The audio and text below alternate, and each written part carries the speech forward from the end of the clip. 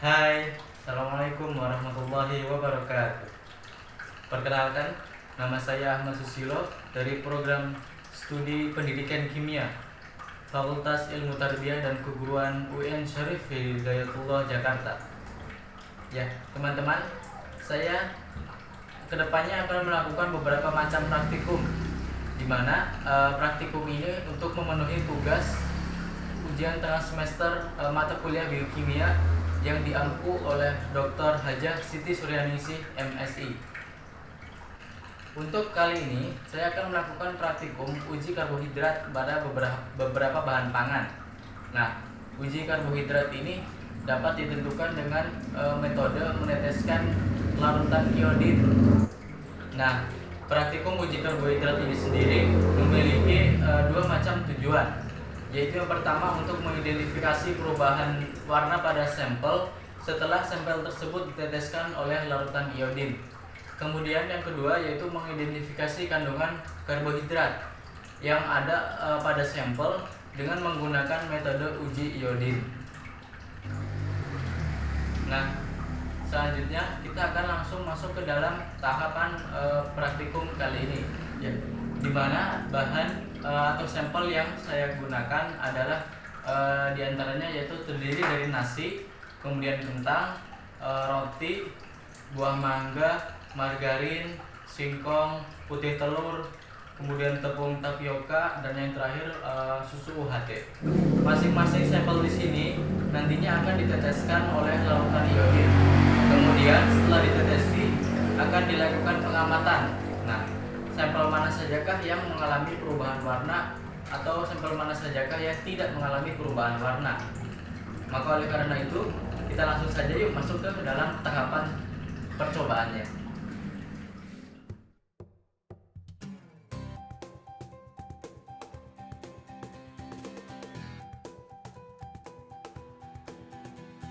Nah, tentunya langkah yang pertama yang harus kita lakukan adalah menyiapkan alat dan bahan yang akan kita gunakan.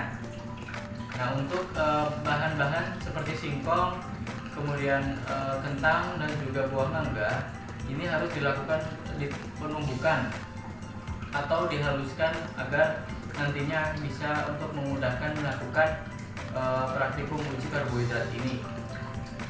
Oleh karena itu, yuk kita langsung saja siapkan alat dan bahannya. Nah, teman-teman, di sini semua sudah tersedia bahan atau sampel yang kita akan lakukan uji karbohidrat. Pada sampel yang telah saya siapkan di sini nantinya akan saya tetesi oleh betadin atau larutan iodin ini sebanyak kurang lebih 3 tetes atau sampai 5 tetes ya. Nah, kemudian setelah ditetesi, diamati apakah ada perubahan warna yang terjadi pada sampel ketika setelah ditetesi.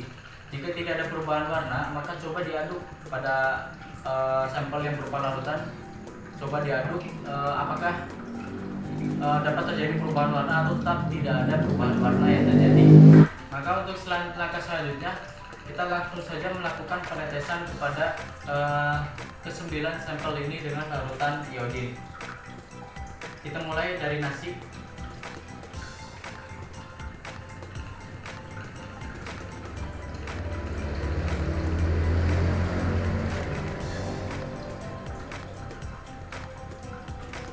Kemudian pada sampel yang kedua yaitu kentang.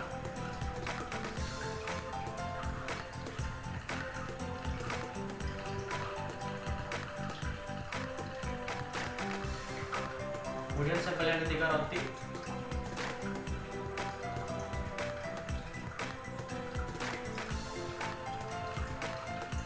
Selanjutnya pada sampel buah mangga.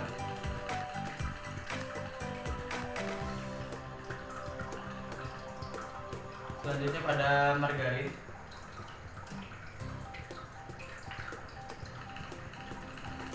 Kemudian pada singkong.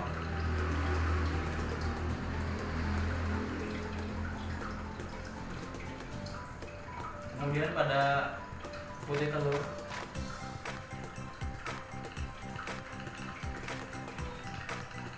Selanjutnya tepung tapioka.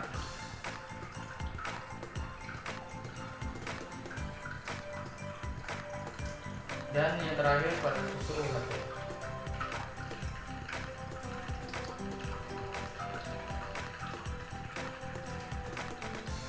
Nah, selanjutnya ialah amati perubahan yang terjadi dan lakukan pengocokan pada bahan atau sampel yang kiranya perlu untuk diaduk.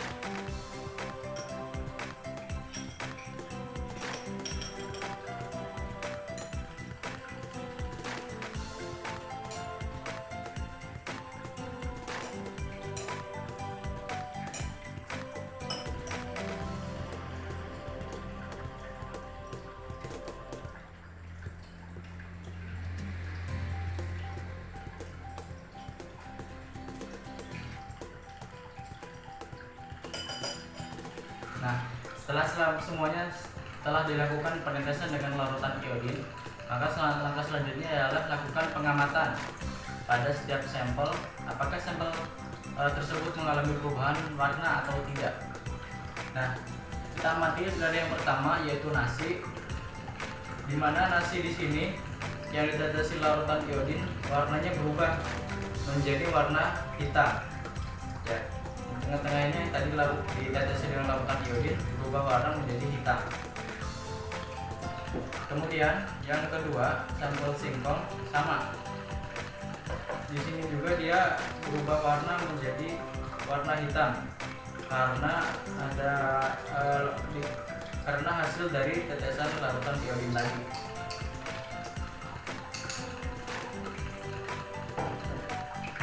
Kemudian pada sampel roti di sini juga sama, terdapat bintik-bintik hitam, di mana bintik-bintik hitam ini ialah tetesan iodin yang telah saya teteskan tadi.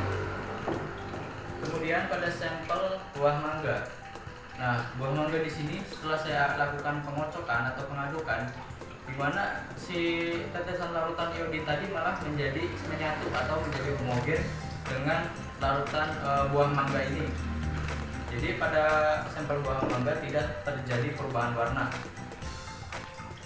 Kemudian pada sampel margarin, di sini margarin yang awalnya berwarna kuning cerah, di sini warnanya sedikit menjadi kuning kecoklatan, di mana margarin ini telah menyatu atau homogen bersama dengan larutan iodin yang telah saya teteskan tadi. Kemudian selanjutnya pada sampel singkong. Nah, sampel singkong di sini juga terdapat bintik-bintik hitam yang hasil dari tetesan larutan iodin. Kemudian pada putih telur. Nah, pada putih telur, dimana tadi setelah saya lakukan pengadukan, nah tetesan larutan iodin tadi menyatu dengan larutan atau putih telur ini. Jadi putih telur dengan larutan iodin tadi menjadi homogen dan tidak terjadi perubahan warna. Kemudian selanjutnya pada sampel tepung kanji. Di sini dapat dilihat pada sampel tepung kanji yang awalnya berwarna putih, ini berubah drastis menjadi warna biru kehitaman. Kemudian pada sampel susu UHT. Nah, susu UHT ini warnanya masih sama seperti semula, di mana warnanya masih putih, dan setelah ditetesi larutan iodin dan dilakukan pengadukan, ini warnanya kembali menjadi putih sehingga tidak terjadi perubahan warna. Nah, setelah kita lakukan pengamatan, maka langkah selanjutnya kita harus menganalisis mengapa sih bahan atau sampel yang dideteksi larutan iodin tadi menghasilkan warna hitam atau warna biru. Nah, pada sampel di sini yang menghasilkan perubahan warna di antara lain pada sampel nasi, sampel kentang, kemudian roti, dan juga singkong serta tepung tapioka. Nah, pada perubahan warna di sini ini mengindikasikan bahwa adanya kandungan karbohidrat atau adanya kandungan zat pati yang terkandung di dalam sampel-sampel tersebut, di mana uji karbohidrat ini dapat dinilai positif jika larutan iodin yang dideteksi ke sampel ini mengalami perubahan warna. Nah, perubahan warna ini menjadi biru, kehitaman, atau bahkan sampai hitam. Nah, di sini dapat kita buktikan bahwa pada sampel nasi di sini mengalami perubahan warna yang cukup drastis, di mana nasi yang dideteksi dengan larutan iodin ini berubah menjadi warna hitam. Kemudian sama juga halnya seperti kentang dan juga roti, singkong, serta tepung tapioka.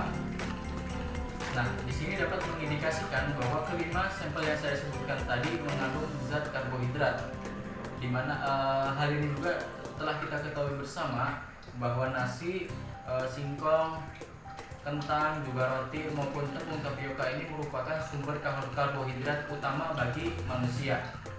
Nah, bagaimana dengan bahan yang lain yang tidak mengalami perubahan?